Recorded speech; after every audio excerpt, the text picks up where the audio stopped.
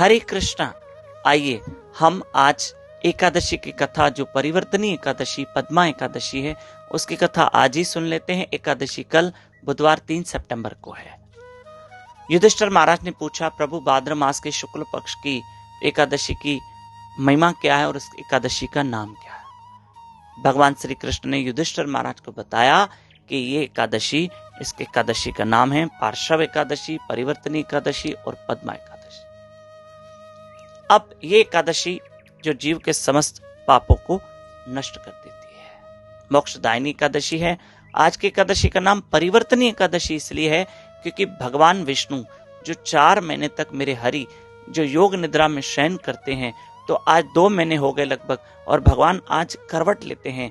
भगवान के शयन में आज योग निद्रा में एक परिवर्तन आता है, इसलिए परिवर्तनीय एकादशी नाम है। और आज की कथा इस प्रकार है, ध्यान से सुनिएगा कि राजा बलि जो दैत्यों के राजा हैं, उन्होंने एक बार देवताओं से युद्ध करके उनके सारे लोक ले लिए थे, और राजा बलि जो अब 14 लोकों के स्वामी बन गए। फिर भगवान विष्णु देवताओं का अधिकार लेने के लिए, उनके लोक लौटाने के लिए, भगवान विष्णु वामन रूप धर के बलि के पास गए और बलि से 3 पग भूमि दान में लेना चाहिए। बलि ने जब 3 पग भूमि दान का संकल्प किया, तुरंत भगवान ने विराट रूप धारण करके 2 पग में बलि से 14 लोक ही ले लिए। अब बलि, बताओ तीसरा पग कहां रखूं? तो बलि ने कहा, मेरे सर पे, आज से मैं भी आपके हवाले होता हूं। यह है आज की एकादशी की कथा। और भगवान ने सारे लोक लेकर जो देवताओं के थे वो देवताओं को दिए, और बलि का सुतल लोक भी भगवान ने ले लिया और बलि को वापस कर दिया। आज की एकादशी का कोई जो कल एकादशी, कल आज कथा हम आज ही बता दें। तो जो कल एकादशी है, जो एकादशी का व्रत कर रहे हैं कल, उनको सहस्त्र वाजपेयी यज्ञों का फल प्राप्त होता है। 1000 वाजपेयी यज्ञ का फल प्राप्त होता है जो कल एकादशी का व्रत करेंगे। कल एकादशी है, आप जरूर एकादशी का व्रत करना।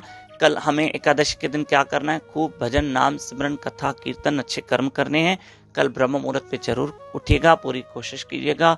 YouTube चैनल दामोदर दास पे लाइव रहकर हमारे साथ जब करें हरि कथा सुने, जरूर अपनी एकादशी सफल करें।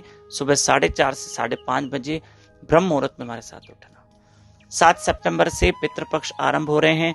आपसे हाथ जोड़ के प्रार्थना है कि 7 सितंबर से 21 सितंबर तक आप जरूर ब्रह्म मुहूर्त पे उठना, अपने पितरों के लिए उठना, सुबह उठकर पितरों के लिए जप करना।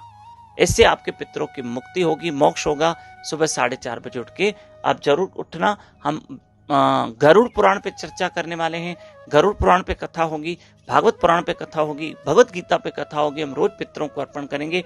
आप अपने पितरों के लिए कथा भी करवा सकते हैं, हाँ, उस दिन सुबह ब्रह्म मुहूर्त में, और आप अपने पितरों के लिए प्रार्थना भी करवा सकते हैं। धन्यवाद। हरे कृष्णा।